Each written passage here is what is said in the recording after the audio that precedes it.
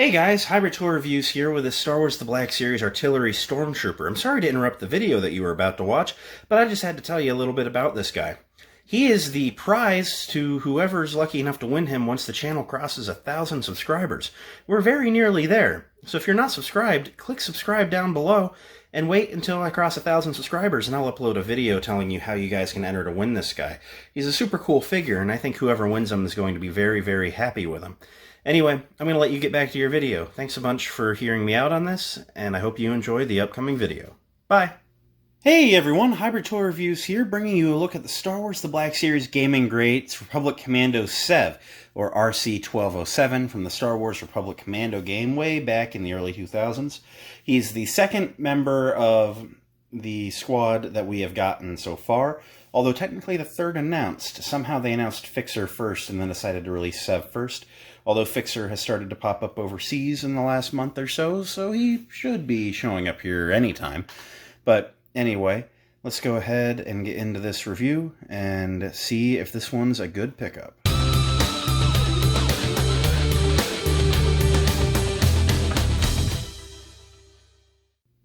Alright, if you guys have watched any of my videos before, you know the drill. As always, we're going to start by taking a look at the packaging. So up top you got your standard Black Series logo with a big window showing Sev and his accessories off nicely, a Gaming Great sticker on the front, Star Wars Republic Commando across the front in blue, you got RC-1207 Sev warning, 4+ Hasbro, nice picture of Sev just kind of stoically standing there on the side, looks good though. This side of the box features wraparound window, your Gaming Greats logo, wraparound blue stripe, and a Black Series logo. Around back features a zoomed in look at Sev, the Republic Commando logo, the Black Series logo again, his name, and then a bio about Sev, just saying, you know, that he is the sniper of the squad, and the game's about the Delta Squad, and it's in varying languages. Pause and read whichever language works best for you. He's number 11 in the Gaming Greats line. You got a bunch of legalese and barcode and legalese going on underneath. Top of the window features a little window. Allows a little bit of light to come in from up above. It really kind of helps your figures kind of pop, you know, in the package, if you choose to keep them in the package, but I don't, so I'm going to open them up, take a look at what we're getting here. Alright, here's Sev out of the box, and as always we'll start by taking a look at our accessories. He comes with the standard Commando backpack, as has been seen with the Black Series Hunter and Boss. Looking really good, definitely represents the Commando backpack nicely. Cast in a white plastic with kind of like a gray paint accent up top, silver on these handle-looking bits on the bottom with a lot of red splatter with white scratches throughout. Very much matches the rest of the paint scheme with Sev.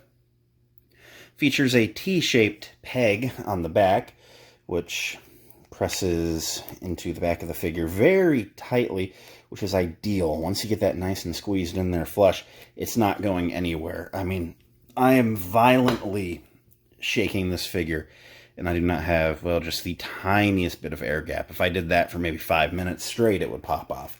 But it holds on very nicely. Putting him back on the stand. Here we have his weapon, being the Clone Commando rifle in the sniper configuration. So a lot of people were really mad that Boss only came with the standard Commando rifle, which I honestly prefer the standard Commando rifle. When I play the game, I really don't mess with sniper or, you know, the grenade launcher version. The only version I ever play with is the regular Commando rifle. However, for Sev, being the group sniper, him having the sniper attachment is a really good choice. I really like the color plastic here. It's a very dark gray, almost black, very gunmetal-y color looking, except not as reflective. I like how it is basically the body of the Commando blaster with this barrel extension. One thing I was worried about was this being very rubbery, being easy to bend out of shape. There is a stiffness to the plastic. It's got some flex, but I think if this got bent, it would hold its shape. You know, like if I bent it real hard, it would stay bent. Yeah, I think that this could snap off potentially. Not great for kids, but for us adult collectors like this is intended for, good choice here. I really like it, and it just looks good. And of course, he can hold it in his hands very easily everywhere he's supposed to hold it, and it is just an easy, you know, easy to hold, easy to pose sort of weapon. Bringing Sev forward, Bring him back to semi-neutral stance and plopping him on the ground. Oh boy, do we have some good stuff going on here. I really love the paint effects they've got going on. Now, on camera, I'm noticing that the red seems to be very, very bright.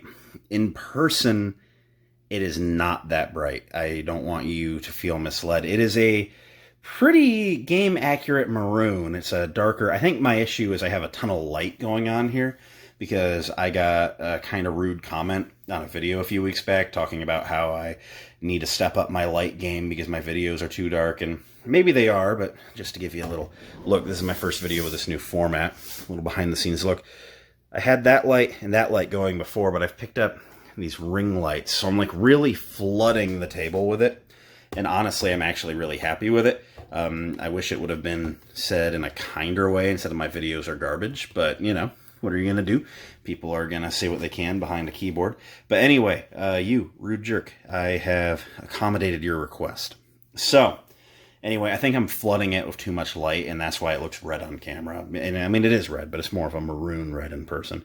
I really like just the blue on the shoulder pads. They're just really, it's different. It's a different color. The gray on the torso looks really good. Going down the body. If we go around back, he even features paint, you know, around on the back. I mean, it really, really works out well. Back of the helmet's kind of bland, but I feel that's pretty accurate. He has the red splatter going up the boots and across the thighs, and he just looks really good. I mean, he looks like Sev. Now, to get some griping aside, it reuses the Hunter body. Why isn't it bulkier? I do not give one single goddamn about the reuse of the Hunter body. The Hunter body has brilliant articulation. The sculpt works really well. To me, this represents a Clone Wars version of the characters. They did appear in the Clone Wars. They had a stylized armor for the show. It represents the Bad Batch look more, which I'm completely on board with. I mean, we saw Scorch in Bad Batch, not the rest of the crew, just Scorch, but he had a slimmer armor than in the video game. Let's be fair. The video game armors are very clunky because they're from a 2003 video game. If the game got completely redone in 2022, they would have a leaner design. They're bulkier than your standard clone troopers still, but they wouldn't be built, you know, like Wrecker like they are in the game. That was just absurd. Honestly, they look too big in the game. And if they sculpted them that bulky, the articulation would be limited. You can get this guy in some really fun poses. Anyway, rant aside, I like the slim body. So, that is what you're getting. If you have Hunter, if you have technically any of the crosshairs, if you have Boss, you know exactly what you're getting here. You are also getting the hole in the back of the forearm. I will say that is a critique. They really, really should just retool the forearm without it. Or just, you know, mirror the sculpting from this side. I don't know. So, you see, I am capable of giving it, you know, critique where critique is valid. So let's run through some articulation, although it should be relatively familiar.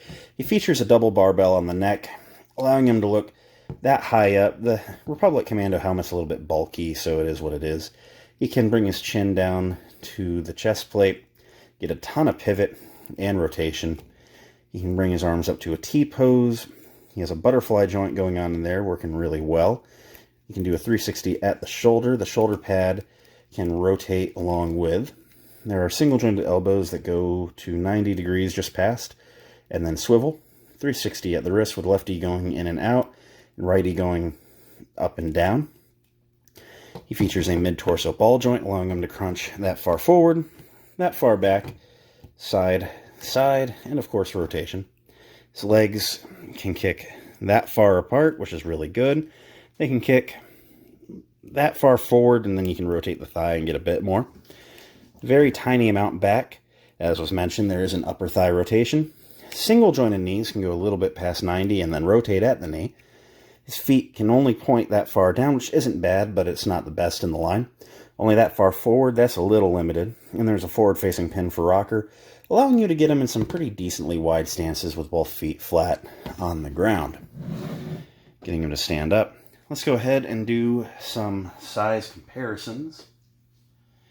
Here I present Boss, who is the same sculpt, and they're the same height, just how it should be.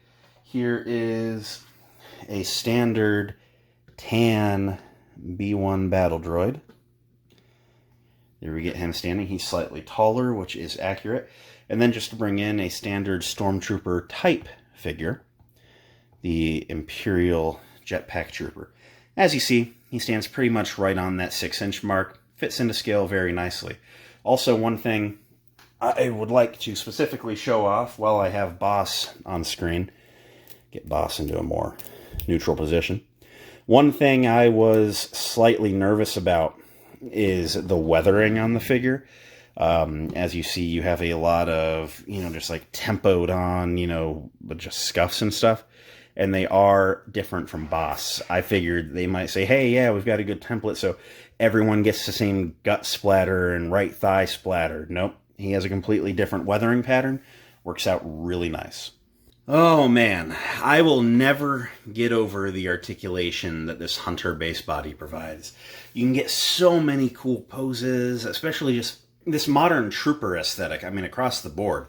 Let's be fair, the new Stormtrooper and Clone Trooper bodies in general, too, have been just phenomenal. I mean, just getting him in this super deep crouch pose with the sniper brought up to his eye. I mean, there are a lot of figures in the line that couldn't do something like this. He is super fun to pose, just like any of the other Commando figures are. And I'm just having a great time of it. Do I recommend him? Absolutely. If you are a fan of the Republic Commando game, if you just think the Commandos are cool, if you can get your head out of your ass and quit crying about, but the Hunter body's skinny, I think you're going to have a lot of fun with this figure. I really enjoy it. I'm recommending it. He's a good pickup. I'm excited for Fixer, although I will say he's probably going to be the most boring of the group. And then Scorch. Oh, am I excited for them to announce Scorch. Although, speaking of Scorch, I did have a nightmarish thought today. Scorch's backpack is super big. I could see them trying to make Scorch a deluxe Gaming Greats. This is all speculation. Scorch hasn't even been announced yet. But also, because they've announced all of the plastic-free packaging, that means that of the entire Republic Commando group, Scorch is the only one that's going to be in that weird packaging where you cannot see the figure in the window. So if you're an inbox guy, you're never going to have windowed packaging for the entire Delta squad. And that is tragic. And then beyond that, think of all of the tally marks and stuff that Scorch has scratched in all over his armor. All of those paint details. And you're not going to know if they've been messed up until you get it home. Don't get me wrong, I don't get a ton of paint quality control issues on my Black Series figures, and usually what there is very minimal, but with Scorch having so many little ones, it's going to be a problem. But enough talking about figures that haven't even been announced yet. Oh man, Sev is brilliant. I love him. Go pick him up. 10 out of 10, one of the best Gaming Greats figures, I'll straight up say. Alright, thanks for watching, guys. It means a lot that you did. If you enjoyed, you should leave a like, comment, subscribe, all that end of video stuff. You guys know the drill. I'm gonna go. I'm gonna work on some videos. So I hope you have a good one. Until next time, may the Force be with each and every one of you. Bye!